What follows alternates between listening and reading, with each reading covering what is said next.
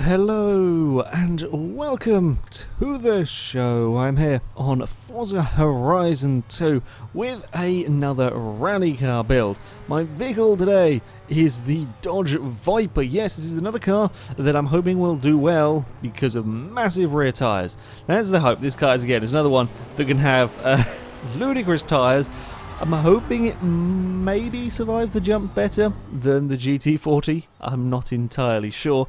But yeah, I'm thinking, again, this could be a pretty quick car. So, as per normal with this series, there are certain restrictions, regulations if you like, that the vehicles have to follow. It must be four-wheel drive. So, we're going to make the Viper four-wheel drive. Weight could be a slight issue with this car. We will come to that a little bit later. We must have the Storm Island off-road tyres.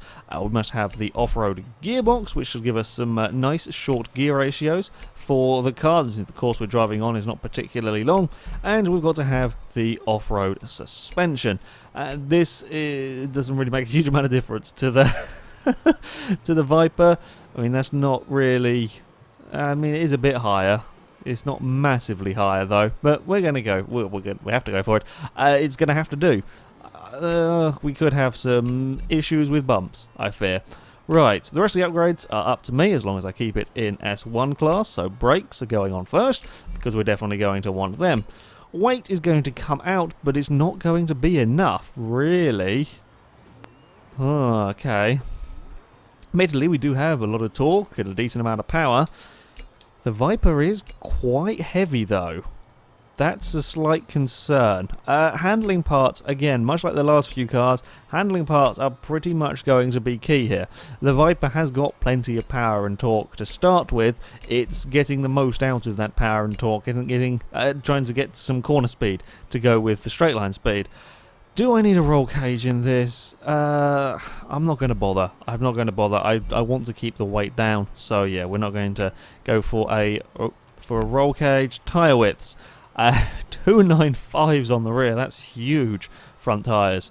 They're ridiculous. As I said before, these front tyres, they are bigger than a lot of the cars I've driven around here have on the back. 295s are pretty damn large tyres for the rear of the car.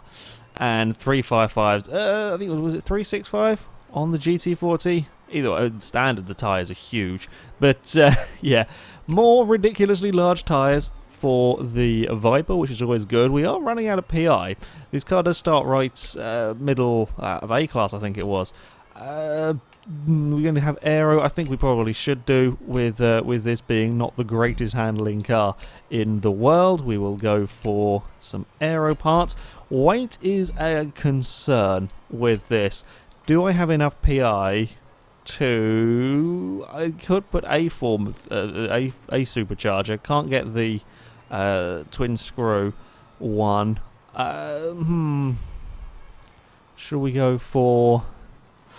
You know, it's gonna, whatever I do is going to jump the PI up, or do I go for keeping it naturally aspirated and try and take some weight out of the car rather than adding? I might do that. I might try and keep it naturally aspirated because things like these are going to lower the weight as well as adding the power. Might not quite get as much power, but if I can find ones that will lower the weight, I think it could be quite useful. Will you lower weight? Indeed you will.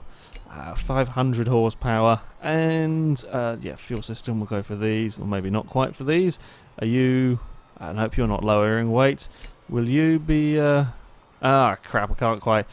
yeah, I'm not quite going to have as much power doing it this way, but, oh, for God's sake, we're going to be stuck with an awkward thing. Right, to the driveline. Yes, we will have you, and then I think it's going to be up to a flywheel. Stick on the diff as well, and then we will find a flywheel somewhere over here. There we go. Oh, for God's sake, not this again. It's very annoying. Do I know this is going to add some... I don't really want to add any weight on if I can help it. For God's sake. Stupid. Clutch. That's the thing I can do. Really, clutch makes no difference to... Oh, I'll have it. And then maybe that flywheel will stick us up to maximum PI, first one. Yeah, okay, there we go. That'll do. Just over £3,000 on the Viper, but we do have a decent amount of power and a good amount of torque as well. Could this challenge the countach? I don't know. I wouldn't expect it to perhaps challenge the countach. It could go under the 1 minute though. It could go under the 1 minute mark, which is yeah, what we're going to go and find out when I get out of these menus. We will go to our it's horrible and foggy out here. We'll go to our normal test track, the Forest Brawl circuit, where I have got 5 laps to set as fastest lap time as possible when the game will eventually... There we go, we're in. The fastest time ever from the countach, a 59.289, is a pretty tall order for anything to beat. The Viper, I definitely think we're looking at top 5. The GT40 went 5th last time out, 1 minute 379. So I think we could go top 5 with this. It's all going to be how well does it handle? Does it handle as well as I hope it does? And does it deal with the jumps better than the Ford? Right, turn 1. How are we on the grip front? Pretty good. And this next turn, oh, we are a little oversteery. There's just a little bit of oversteer when you really push. And let's not forget, I mean, we are racing on dirt. You know, you do expect the cars to slide a little bit. Oh, clonk on the ground. We can be flat out through here. I don't think we're quite as fast. It was only sort of 97 miles an hour through there, whereas the GT40 was about 103 on the brakes as we get bounced, but it is very controlled across these bumps so far. The big test is coming up here. How does the Viper fly through? I mean, I'd love to have a Viper at the top of the timetable, don't get me wrong. How do we fly? Pretty well. Pretty well. That's not bad on an opening lap. What is the first lap time going to be? 1:2.654. That's a very quick opening lap. Gear ratios are actually quite short in this car. About 135, not the quickest in a straight line, but there is a lot of grip. Ridiculous amounts of grip through these turns and through this next one. The back end is a tiny bit lively, but it's perfectly manageable. Across this next jump, keep it flat out down here. Whoa, slide on the exit. We're sideways through the air. Keep it out of the trees. We are not in the trees, which is always good. Hey, fight it some more down the hill. We don't actually need to brake for this corner at the top of the hill. It's literally just let off and it'll do the work for you. And I'm out wide big time here. I do need to brake for that one. Gonna take some barrels with us. Okay, gear ratios are weird in this car. Normally it's the very small, low-powered cars that have short gear ratios. This car does have rather short ratios. I'm not even sure we're not buzzing off the limiter.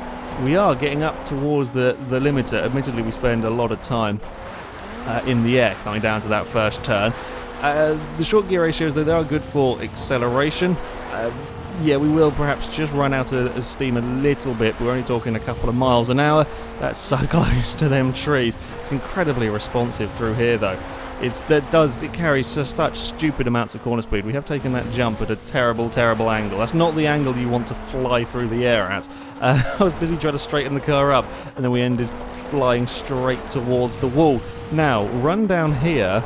We just let off sort of somewhere. I did have to have a slight dab on the brakes there. That's quite impressive. I'm not quite sure how it does that, but by using the bumps and perhaps some of the weight of the car, it just slows itself down on the way into that corner. Well, it is uphill and everything, but normally cars can't quite do that. Oh, we're twisting a little bit in the air. That's what happened with the GT40 on the final run. The GT40 was twisting, whereas with this car, you get away with it in the Ford. It fell over. Right, again, it's incredible on the brakes into these corners, and then we're just flat out through here. Scrape the trees near enough. That that was one of those heart-in-mouth moments where I thought I'd crashed. I didn't. I thought I had crashed, though. That was incredibly close. We're out a little... Yeah, we're just struggling to carry the momentum through that turn in the same way. We are quick, though. This is incredibly quick car as we throw it down here. Right. A tiny, tiny dab on the brakes. up to that corner. I still am not completely sure how the Viper does that. That's remarkable. We are absolutely flying, even though it doesn't have, well, even though it's one of the heavier cars we've had here, it's certainly not the most powerful. Something about this car just seems to work here. We have gone 59.4. It's close. It's very close to the countach. I've tried to carry as much speed as I dare through turn 1. Got very close to some more trees. We're going to bump a wall. I think this one here may have gone slightly. If this was 400 pounds lighter, it would be ridiculously good in this class. As it is, I think it's just a tiny bit too heavy through some of these turns. That weight may help it in some places. It's just not got quite the same speed as the countach. I mean, the Lamborghini was 142 miles an hour into turn 1, and yes, this does seem to run out of gears for whatever reason. We're not going to go quicker on this lap. It's not quite got the acceleration or the speed, but the Dodge is remarkable through the turns. That is really very, very quick. I'm going to fly slightly sideways. Yeah, that's the difference between the Viper and the GT40, is that if it goes wrong with the Viper, it doesn't actually topple over, or if you get a slightly wonky exit on the jump, it doesn't topple over. Well, we lost the wing at some point, and I don't know where did that come off. Okay. Well, the Viper apparently lost the wing on the run at some point. But it does go into second place with a 59.475. A very quick time from the Viper. Is very good through the turns, incredibly quick through the turns. I don't think it quite has the acceleration or the speed of the countach. It's just a bit too heavy. It's one of the heavier cars we've had, in all honesty. That may help it with stability at some points, perhaps. I mean, it does deal with the bumps very, very well, despite being incredibly low compared to the other vehicles that have gone. It does deal with the bumps pretty well, and I think that could be something to do with the fact that it is a little bit heavier. But yeah, second place for the Viper. That's not too bad. I'm pretty pleased with that. And who would have thought the top 3 in a rally car competition would be a countach, a Viper, and a Shelby Cobra. But that is it for this video, guys. Thank you very much for watching, and until next time, goodbye.